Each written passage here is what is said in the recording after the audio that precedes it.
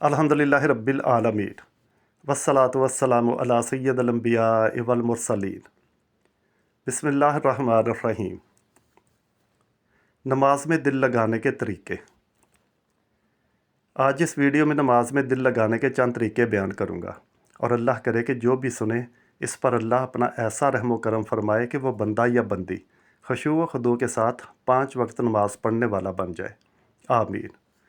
तो सुने, नंबर 1, वो छोटी छोटी सूरतें जो आप हमेशा पढ़ते हैं उनको छोड़कर बदल बदल कर सूरतें पढ़ें और तरतीबवार पढ़ने की कोशिश करें।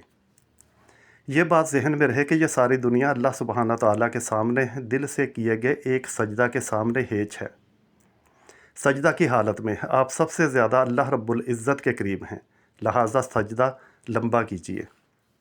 जब नमाज में ध्यान किसी और तरफ जाए और दुनिया की सोच आए तो याद रखिए कि आपका रब खुफिया बातों और सरगोशी को जानने वाला है और आखिरत बेहतर है, बाकी रहने वाली है।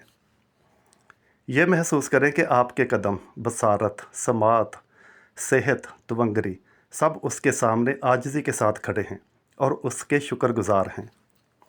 नमाज में लज्जत महसूस करें, हत्ता कि यह आपके लिए राहत का सामान बन जाए। जिस तरह नबी करीम सल्लल्लाहु अलैहि वसल्लम हज़रत बिलाल रज़ियल्लाहु ताला अन्हु से फरमाया करते थे कि बिलाल, नमाज के ज़रिए राहत का सामान पैदा करो, ऐसी राहत जो दुनिया की मुसीबतों और गमों से बेनियाज कर दे। सुबहान अल्लाह। नमाज की तरफ ऐसे शौक़ से दौड़ें जिस तरह बच्चा उस तरफ दौड़ कर आता है जो उससे प्यार करता है और आकर गले मिलता है, और सजदा करें, रब की रहमत आपको गले लगाएगी। अगर हो सके तो अल्लाह से मुलाकात से पहले यानी नमाज पे जाने से पहले खुशबू लगाकर, साफ़ सुथरे कपड़े पहनकर, तैयार होकर दिल को हाज़िर कीजिए और ज़ुबान हाल से कहिए कि ऐ मेरे रब, मेरे दिल में तेरे सिवा कोई नहीं।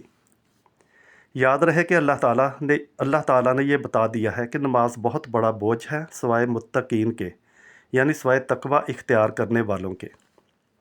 नमाज पढ़ते वक्त अल्फाज पर ध्यान रखें कि आप पढ़ क्या रहे हैं। नमाज के मामले में कभी सुस्ती न करें, बल्कि अव्वल वक्त में अदा करने की कोशिश करें। बेहतर है कि अज़ान होते ही नमाज की तैयारी शुरू कर दें। जज़ाकल्लाह।